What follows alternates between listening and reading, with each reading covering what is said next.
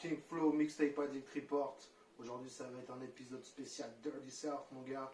Je suis avec Lord Sinixta, a.k.a. Sinixta Sound. Ça va ou quoi, mon gars? Yes, sir. Tranquillement? Yes, sir. Ça se passe? Yes, sir. Eh, t'as vu, il est venu à Orléans faire les choses, faire les vrais bails. On va lui poser la question Mixtape Addict, mon gars. C'est qui ton DJ préféré? Je dirais peut-être DJ Paul. Ok, lourd. Après, en DJ, on va dire en scratch, ce serait peut-être DJ Supreme de Hijack, Lourd. à l'ancienne. Et pourquoi ces deux-là spécialement? DJ Paul parce que c'est le, on va dire que c'est le King of Memphis, Ouais. 36, donc il y a cette raison-là. Puis au niveau producer, c'est vraiment un ancien qui a débuté tout ce qui est le dancehall, toute la dancehall culture. Tu vois. Bon, avant il y avait DJ Spanish Fly, de Memphis.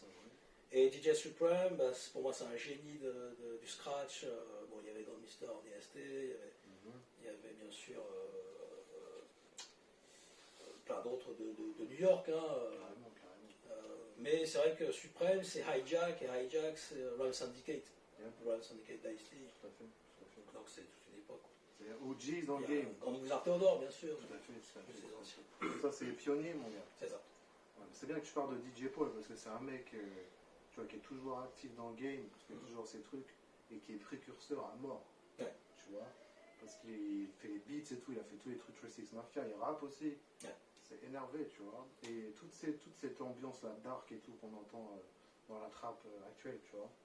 C'est ces mecs-là qui étaient là, tu vois, les premiers à faire les petits Les hi-hats, ouais. C'est ces mecs-là. Dès 90-91, ouais, mais c'est Spanish Fly en fait à la base qui. DJ Paul a popularisé, on va dire, le style Get Back Sound, quoi. Qui était avant la trappe, avant le crunk, même il y a des morceaux comme Get Crunk sur The End de 36 Mafia en 97. Déjà il parle de crunk. Ouais, c'est ça qui est ouf, tu vois. C'est ça. Mouvement qui est venu, tu vois, 10 ans après, quoi. C'est ça. Les mecs toujours une longueur d'avance sur le truc, quoi. Ouais. Et toi, qu'est-ce qui t'a fait découvrir cette culture du dancehall? Pourquoi tu t'es intéressé spécialement à ça, tu vois? Parce que t'as dédié ta vie à ce truc-là, tu vois. Ah oui, tu vois, les gens doivent savoir. Sinixta Sound, Lord Sinixta, c'est un mec qui a dédié sa vie à ce genre de truc, tu vois. Et qui mérite le respect et le crédit, tu vois, des OGs, tu vois ce que je veux dire, mon gars? Ouais. C'est. En fait, j'ai toujours aimé le dancehall, mais comme beaucoup qui l'ont découvert à l'époque, avec Ghetto Boys, avec Two Life Crew. Ça même DJ Premier du Texas à la base. Bah, bien sûr. Et voilà, moi ça a été Scarface, Ghetto Boys, ça a été Two Life Crew. Et après, j'ai très vite découvert Memphis, donc lors d'un voyage justement aux États-Unis. 95, j'ai découvert toute la scène de Memphis, dans les clubs et tout. C'est vraiment une scène incroyable. Club Expo, Club No Name, le Crystal Palace. Il faut savoir qu'à l'époque, Juicy J, il ouvrait les sets d'Al Capone. Quoi. Tu vois, c'était dans l'autre sens. Quoi. C'est ça qui est ouf. Donc j'étais à ces endroits-là, Crystal Palace, sans le savoir, j'ai dû voir Juicy J. Mais qu'est-ce qui t'a... Comment est-ce que tu es arrivé dans justement Crystal Palace, tu vois, à Memphis, dans le South? En fait, c'est quoi l'histoire derrière tout ça? Ouais, en fait, j'ai été à l'époque Memphis, New Orleans, Houston, parce que déjà j'aimais Ebola Mjaji, j'aimais les anciens. J'aimais déjà les anciens qui étaient avant 36. Et c'est une culture, c'est un son qui m'a beaucoup plu. Parce que c'était très différent en fait du reste, et puis il y avait ce côté assez aussi hypnotique et tout de Memphis, quoi. Parce que Memphis c'est vraiment à part au niveau du son, c'est à part de toutes les autres villes déjà. Ouais, c'est clair. Déjà on peut pas le comparer même à Nashville ou à Tennessee ou à... Ils ont leur propre wave là, tu vois. Memphis c'est vraiment à part. Memphis c'est vraiment à part, c'est vraiment le Memphis sound. Laisse-moi te poser une question. Est-ce que tu écoutes des mecs de Memphis actuels? J'écoute les anciens qui sont toujours là. Qu'est-ce que je pense de Young Dolph par exemple, tu vois, c'est la nouvelle génération, ils sont plus dans le style actuel, un peu trap, un peu. C'est pas ce que j'écoute particulièrement. Voilà. Mais bon, je respecte chacun, quoi. Chacun fait son style, quoi. Voilà. Je vais plus écouter d'autres qui sont pas forcément de Memphis, qui continuent à faire ce style-là, quoi. Voilà. Mais après, oui, voilà, j'ai écouté. Après, c'est pas forcément ce que je vais écouter.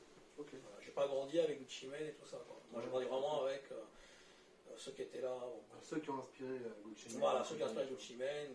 Voilà. C'est ça en fait. Et dis-moi, ton top 5. Il n'y a pas d'ordre. Voilà. Ouais. Les meilleurs lyricistes du Sud. Ah. Scarface. Ouais. Premier. Carino. Important de dire Carino. Carino, South Park Coalition, qui est là depuis 86. Yep.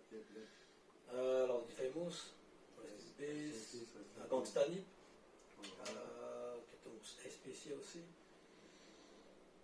Et top 5. Alors David Banner en son temps, mais j'aurais pu dire David Banner. La carrière de David Banner est. Calica on the 22s, en hommage à Emmett Till. Tu vois, mais en 5, dans le South. David Banner, c'est important de dire ce mot. Oui, qui était très dans le côté justement finalement East Coast du Down South, parce qu'il faisait partie de Phuket Lenas. C'était c'est toute la vague du début de Jackson qui sont très un peu East Coast. Voilà. Il y a Wildlife Society, il y a plein d'autres groupes en fait de Jackson. Je fais un shout-out à Shai Braxton, qu'on peut voir dans The Limit Chronicles, qui a écrit justement le livre avec Jean-Pierre Labarthe, le Simples aussi, Gangsta Gambo, qui a mis en avant toute cette culture-là, qui est vraiment quelqu'un d'important qu'il faut citer. Carrément. Shai Braxton. Yep. Et toi, c'est quoi tes influences vraiment dans le truc? Parce que tu vois, je vois la chaîne No Limit Records qui est autour du coup. Ça t'a inspiré No Limit dans... Ouais, ça m'a inspiré tous les débuts, dès le début, mais à l'époque où ils étaient à Richmond, Wichita, toute cette, pour Madame Music Show, on travaille pour cette radio de Chicago avec Scott Bejda. On a fait une Richmond, justement, Roundtable. Ça n'a jamais été fait avant. On a mis en avant tous les anciens de No Limits, que ce soit les Lil Rick, que ce soit le premier DJ de Master P, là je te parle de 189, 90. Tous les anciens de No Limits qui étaient sur la baie. Donc, avant, en fait, Kailou travaillait avec Master P en 88. Tu vois, par exemple, tu vois, c'est pour donner une idée. Toi, t'as été sur la baie aussi. Alors j'ai été sur la baie, à Auckland, Valero, Sacktown, parce que j'étais cramé de Cibo, de Blazaline, tout ça. Et parce qu'aussi on a distribué le magazine Border Dog, Border Dog Magazine, qui est de Valero, donc Sugar Blood Band. Et en fait, ce qui s'est passé, on l'a distribué en France avec un gars qui s'appelait Smooth Operator, qui travaillait Smooth Sheet, qui avait une émission qui s'appelait Smooth Sheet sur FPP à l'époque. Et il s'appelle Southside, qui était connu pour faire les chroniques dans Rap US. Voilà, dans Rap US Magazine à l'époque. Et on a fait la première interview en fait de DJ Paul. Première interview française. Et c'était en 2006. OG dans le game. Et donc, par la distribution de Border Dog, en fait, Scott Bejda, qui distribue aussi Border Dog dans son coin, vers Chicago, a créé donc Madame Music Show, on peut voir ici, GS for Life. Et de là, on s'est connecté. Et après, on a commencé à. Bon, lui, il a fait commencer en 2012. Et après, moi, j'ai rejoint en 2015 l'émission. On a fait beaucoup d'interviews. Combien d'interviews t'as fait environ? Que les gens, tu vois, faut que les gens le savent. Ah, là, on en est à. En comptant tes interviews. Ah, ouais, parce que les interviews, c'était à Sens. J'ai commencé, moi, avec Radio Booster, donc à Toulouse aussi, Radio FMR. Où j'ai une émission un samedi sur deux en fait, dans minuit. Les interviews j'en ai fait, ouais, parce que j'ai fait le rap français aussi, j'ai fait le rap US, donc je l'ai pas en tête, peut-être 300, 400, je sais, peut-être à peu près, ouais. C'est beau. Je sais plus exactement, et pour UGS, on en est à. On a fait un bon paquet, hein, on est à. Peut-être 700, 800, 900, je pense qu'on en est. À peu près, ouais. Trop taf. Et surtout, on a fait des interviews de gars qui des fois, n'ont jamais eu d'interview. Ouais. Toujours premier sur le truc, tu vois. C'est ça qui est bien, tu vois. On a eu un gars qui s'appelle Maceo, qui a produit pour London Famous, qui qui n'avait jamais eu d'interview. On a eu Lulsin de San Antonio, Texas, qui n'a jamais eu d'interview. Tiger de Colonel Hammond. Enfin, plein de gars, en fait, qui n'ont pas la reconnaissance. Parce qu'en fait, on a un peu la voix des sans-voix. On met The Voice, The Voiceless. On met en avant les personnes qui ne sont pas exposées. Et donc, c'est ce que faisait Murder Dog dès le début. Hein. Il mettait en cover 26 en 97, tu vois. Donc, à l'époque où ils n'étaient pas connus du tout. Quoi.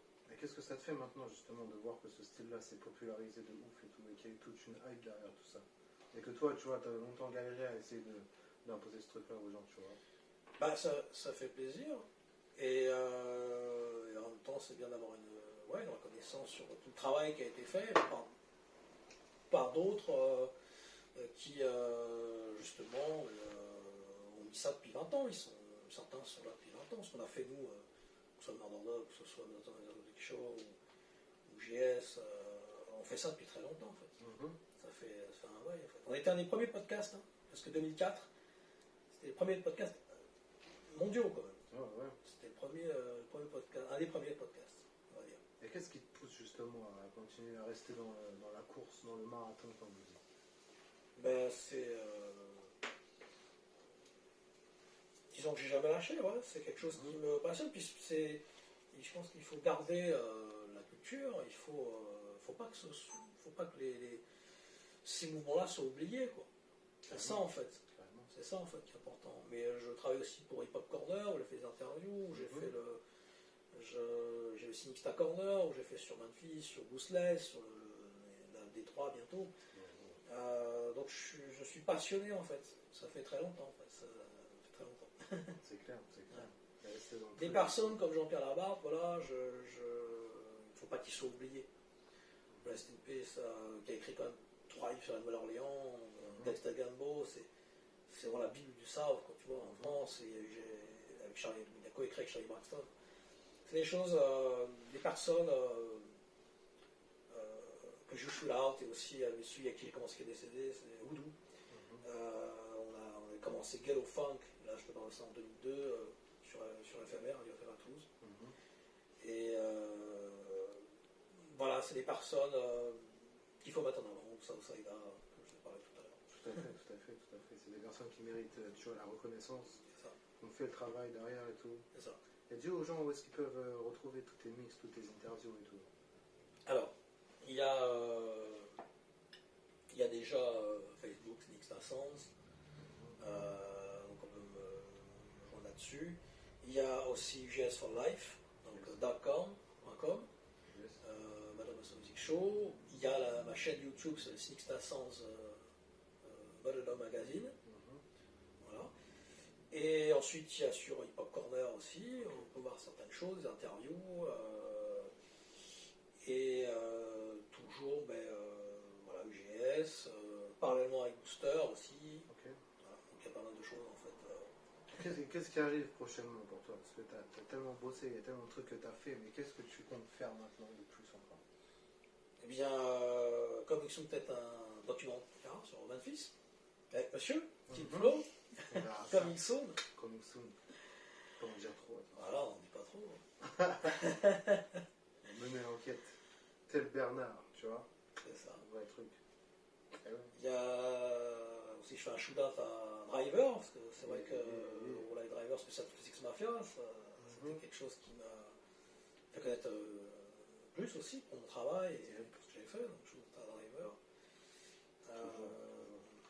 Voilà, après il y a je suis passionné de tout collectionner les mixtapes, voilà, pour toi que je présente. Les Cibo, là, les originaux, les items collector, Big Boy. Là, il y a l'émission Snixta Sounds aussi. Ça, c'est la Que tape. je présente aussi. Voilà, c'est une tape aussi. Bien sûr, c'était une spéciale Memphis. Et là, c'est l'émission Snixta Sounds. Donc, Underground Mix, UGS. Et là, c'est voilà, on avait posté des cartes et tout ça. Quoi. En parlant de tape et tout ça, c'était quand toi, tu as découvert des mixtapes? Et c'est quoi la tape qui t'a fait le plus kiffer? Alors tu parles des DJ là, plus. Ouais, les mixtapes, tu vois. Quand je te dis une mixtape, le premier truc auquel tu penses, tu vois.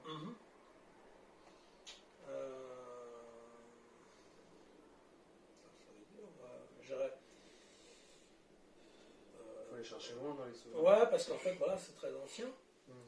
Dynasty. Right. Right. Ouais, ça sera Dynasty. Parce que j'ai quand même grandi avec toute cette période-là, moi, Dynasty. Quand j'étais sur Paris, j'ai grandi avec toute cette période-là de Nova, quoi. Cette période de Nova, Lionel D, Rest in Peace. Donc voilà, ça sera Dynasty, moi. J'ai Shootout aussi. Tout à fait. Tout à Qui fait. est vraiment le pionnier, on va dire, dans la matière, Madame City Rapping. Il était là aux prémices du truc en France et tout. Voilà, ouais. Ah, oui. Qui avait ramené ça de San Francisco, d'ailleurs. Il a découvert le hip-hop à San Francisco. C'est bon, c'est bon. San Francisco qui a une super scène rap. Ouais, Frisco, ouais. Ah oui. Frisco, la baie, Tout à fait. Est-ce que tu as des conseils à donner aux jeunes, tu vois, qui veulent se lancer dans le même truc, tu vois? Toi et moi, tu vois, faire les interviews de rappeurs et tout, s'intéresser à toute cette culture. Ben, déjà, je pense que c'est de garder une originalité, de ne pas suivre forcément ce qui est une mode ou ce qui est une hype, en fait. Et don't believe the hype, comme disait P.E., Chuck D. C'est voilà, de garder cette authenticité, de garder ce côté personnel, apporter sa touch, en fait, c'est ça, apporter sa touche personnelle. Et de suivre voilà, son instinct, de suivre son intuition. Et voilà, comme tout le travail que tu as fait aussi sur les mixtapes, c'est de garder ce hustle et aussi de garder cette authenticité, de ce naturel. Ouais. Voilà. C'est ça qui est important, je pense. Ouais. C'est ça qui est important. Carrément. Est-ce que tu as un mot de la fin pour les gens qui ont suivi cette interview jusqu'à la fin? Ben, merci beaucoup à DJ King Flow, Mixtape Addict. Continuer cette culture des mixtapes. Yes. C'est ça, c'est un support qui est toujours là, il faut le savoir. Et qui sera toujours, là. Et voilà, de keep it real, quoi. C'est toujours ça. Shout out Mixtape Addict. Yes. Big up à toi, mon gars. Yes, sir. Yeah, c'était King Flow, Cynic Star Sounds, Mixtape Addict, dans fucking building, tu vois ou pas. Et big up. Shout out.